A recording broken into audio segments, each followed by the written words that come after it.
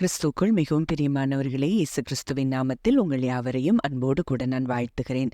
இந்த நாளிலும் தேவன் நம்மோடு கூட இடைப்படுகின்ற ஒரு வார்த்தை எரேமியா 31 25. நான் விடாய்த்த ஆத்துமாவை சம்பூர்ணமடைய பண்ணி தோய்ந்த எல்லா ஆத்துமாவையும் நிரப்புவேன். ஆம், இன்றைக்கு தேவன் விடாய்த்து போன உங்கள் ஆத்துமாவை அவர் சம்பூர்ணமடைய பண்ணுகிறாராம். தொய்ந்து போய் கிடக்கிற உங்களுடைய ஆத்துமாவை அவர் நிரப்புகிறாராம். தேவன் ஒரு வாக்கு கொடுத்திருக்கிறார் என்றால் நிச்சயமாய் இன்றைக்கு ஒருவேளை உங்க வாழ்க்கையில எத்தனையோ சூழ்நிலைகள் நிமித்தம் நீங்க சோர்ந்து போயிருக்கலாம். இன்றைக்கு அவர் உங்கள் ஆத்துமாவை அவர் சம்பூர்ணப்படுத்துகிற தேவனாய் இருக்கிறார்.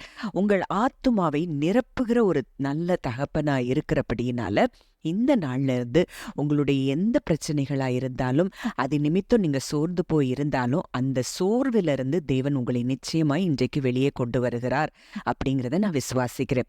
இன்றைக்கு கூட ஒருவேளை அந்த ஆத்துமா சோர்வுக்கு காரணம் நான் இன்றைக்கு பார்க்கிற ஒரு 2 வகையான காரணங்களாய் இருக்கலாம். முதலாவது லேவியராகமம் 17 சொல்லப்பட்டிருக்கிறது, மாம்சத்தின் உயிர் இரத்தத்தில் இருக்கிறது.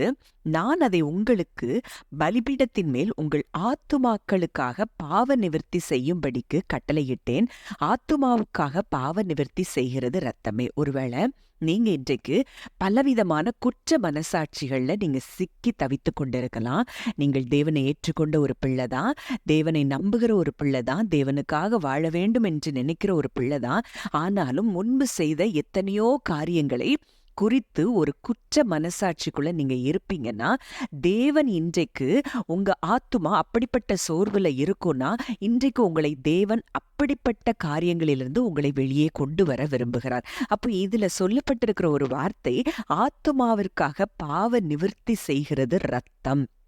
அப்போ இன்றைக்கு நமக்காக பழுதற்ற மாசற்ற விலையேற பெற்ற ஆட்டுக்குட்டியானவருடைய இரத்தம் நமக்காக சிந்தப்பட்டிருக்கிறபடியினால், நமக்காக பாவம் முழுவதும் நிவர்த்தி செய்யப்பட்டிருக்கிறபடியினால், நீங்க ஒரு காலம் உங்கள் பாவங்களை நினைத்து, கடந்த கால பாவங்களை நினைத்து நீங்கள் கவலைப்பட தேவையில்லை. ஏன்னா ஒருவன் கிறிஸ்துவுக்குள் இருந்தால் அவன் புது சிருஷ்டியாய் இருக்கிறான், பழையவைகள் ஒளிந்து போயின, எல்லாம் புதிதாயின என்று சொல்லிதான் பார்க்கிறோம். அப்போ இனி நீங்க ஒரு நாளும் உங்களுடைய பழைய காரியங்களை குறித்து, பழைய வாழ்க்கையை குறித்து கவலைப்பட தேவையில்லை. மேலும் எபிரேயர் 9 பார்க்கிறோம், நித்திய ஆவியினாலே தம்மை தாமே பழுதற்ற பலியாக தேவனுக்கு ஒப்பு கொடுத்த கிறிஸ்துவினுடைய இரத்தம் ஜீவனுள்ள தேவனுக்கு ஊழியம் செய்வதற்கு உங்கள் மனசாட்சியை செத்த கிரியைகளற சுத்திகரிப்பது எவ்வளவு நிச்சயம். இந்த வசனம் எவ்வளவு தெளிவா சொல்றது அப்படிங்கிறத நம்ம அறிந்து கொள்ளலாம். அவருடைய ரத்தம் நம்ம மனசாட்சியை கூட செத்த கிரியைகளற சுத்திகரித்திருக்கிறதாம். அப்போ இன்றைக்கு இந்த காரியங்களினால உங்கள் ஆத்துமாக்கள் சோர்ந்திருக்குமானால் அவருடைய ரத்தம் பூரணமாய் உங்களை சுகப்படுத்தி இருக்கிறது என்பதை நீங்கள் விசுவாசிக்க வேண்டும். மேலும் அடுத்து என்ன காரியத்தினாலலாம் ஆத்துமா சோர்ந்து போகலாம்? பல காரியங்கள் இருக்கலாம். இன்றைக்கு தேவன் வெளிப்படுத்தின 2 காரியங்கள், முதலாவது பாவத்தை குறித்ததான அந்த குற்ற மனசாட்சி, இரண்டாவது யோபு 19 சொல்லுகிறது, நீங்கள் எந்த மட்டும் என் ஆத்துமாவை வருத்தப்படுத்தி வார்த்தைகளினால் என்னை நொறுக்குவீர்கள்.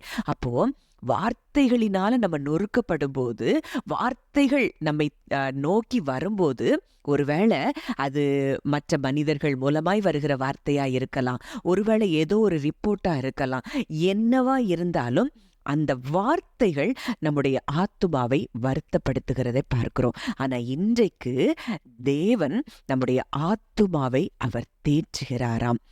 தம்முடைய சங்கீதம் 23:3 நம்ம பார்க்கிறோம், அவர் என் ஆத்துமாவை தேற்றி தம்முடைய நாமத்தின் நிமித்தம் என்னை நீதியின் பாதைகளில் நடத்தி என்ன செய்ய போகிறாரா?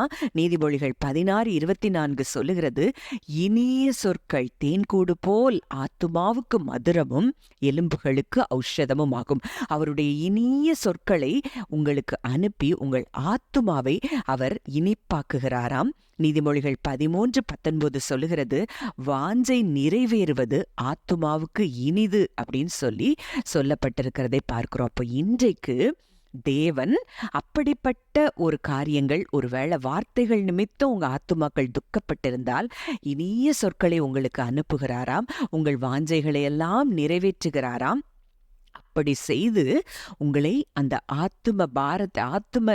அந்த துக்கத்துல இருந்து தேவன் நிச்சயமாய் வெளியே கொண்டு வருவேன் என்று சொல்லி உங்களுக்கு வாக்கு கொடுக்கிறார். ஜெபிக்கலாம். அன்பின் பரலோக தகப்பனே, நன்றியோடு உம்மை துதிக்கிறோம். இந்த நாளிலும் கூட நீர் எங்களோடு இடைப்பட்டு உம்முடைய வார்த்தையின்படி நீர் எங்களுக்காக பாவ நிவர்த்தி பலியாய் நீர் எங்களுக்காக உம்முடைய இரத்தத்தை சிந்தி எங்களை மீட்டெடுத்தபடியினால இனி எங்களுக்கு பாவம் இல்லை என்ற அறிவையும், அப்பா, எங்களுடைய ஆத்துமா துக்கத்தில் இருக்கிறதுனால அந்த துக்கத்தை நீக்குவதற்காக நீ செய்ய போகிற காரியங்களையும் நினைத்து உம்மை விசுவாசித்து நன்றி செலுத்துகிறோம். இந்த வார்த்தையின்படியே கர்த்தர் ஒவ்வொருவரையும் ஆசீர்வதிக்கிறதற்காய் நன்றி செலுத்துகிறோம். இயேசுவின் மூலம் கேட்கிறோம் ஜீவனுள்ள நல்ல பிதாவே, ஆமென்.